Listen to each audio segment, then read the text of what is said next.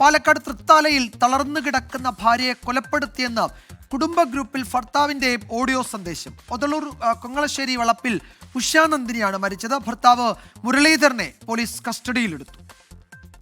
ഉഷ മരിച്ചു. ഉഷനെ ഞാൻ കൊന്നു. എല്ലാവരും ഒന്ന് അറിയിക്കാൻ വേണ്ടി വിളിച്ചിട്ട് ആരും കിട്ടുന്നില്ല. അത് ഞാൻ ചെയ്തു. അതിന് എന്ത് ശിക്ഷ വന്നാലും ഞാൻ ഉപയോഗിക്കാൻ കഴിയാം.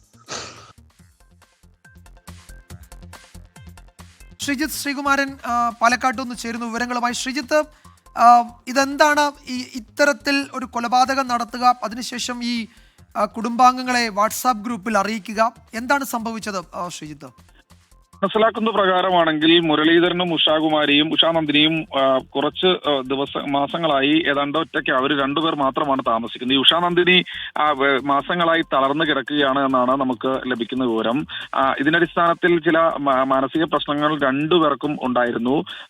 ബന്ധുക്കളെയൊക്കെ പലതവണ ഇത്തരത്തിലുള്ള വിവരങ്ങൾ അറിയിച്ചിരുന്നു എന്നാണ് മനസ്സിലാക്കുന്നത്. എന്തായാലും ഇന്ന് ഉച്ചയോടുകൂടിയാണ് ഇത്തരമൊരു സന്ദേശം കുടുംബ വാട്സപ്പ് ഗ്രൂപ്പിൽ വരുന്നത്.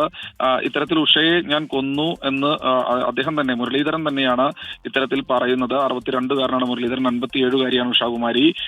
ഭാര്യയുമായി ബന്ധപ്പെട്ട ചില പ്രശ്നങ്ങൾ ഉണ്ടായിരുന്നു, അല്ലെങ്കിൽ അവർ തമ്മിൽ ചില പ്രശ്നങ്ങൾ ഉണ്ടായിരുന്നോ ഇല്ലയോ എന്ന കാര്യമൊക്കെ പോലീസ് പരിശോധിക്കുന്നുണ്ട്. എന്നാലും ശ്വാസം മുട്ടിച്ച് കൊന്നുവെന്നാണ് പ്രാഥമിക നിഗമനമായിട്ടുള്ളത്. എന്തായാലും ഉടൻ തന്നെ ഈ ഫാമിലി ഗ്രൂപ്പിലുള്ള ആളുകൾ ഈ ഓഡിയോ സന്ദേശവുമായി ബന്ധപ്പെട്ട അന്വേഷണം നടത്തി തുടർന്ന് പോലീസിനെ വിവരം അറിയിച്ചു.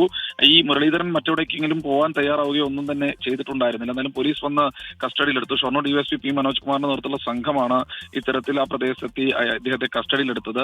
ചോദ്യം ചെയ്യലിൽ ശ്വാസം മുട്ടിച്ച് കൊന്നതാണെന്ന് ഈ മുരളീധരൻ സമ്മതിച്ചു എന്നാണ് മനസ്സിലാക്കുന്നത്. പ്രാഥമികമായി പോലീസ് പറയുന്നത് ഈ ഭാര്യ ഇങ്ങനെ തളർന്നു കിടക്കുന്നതിന്റെ മാനസിക വിഷമം ഇദ്ദേഹത്തിന് ഉണ്ടായിരുന്നു എന്നാണ്.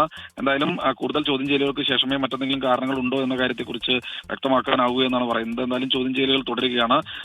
അറസ്റ്റ് രേഖപ്പെടുത്തിയ ശേഷം കോടതിയിൽ ഹാജരാക്കുമെന്നാണ് അറിയിക്കുന്നത്. വിജയകുമാർ.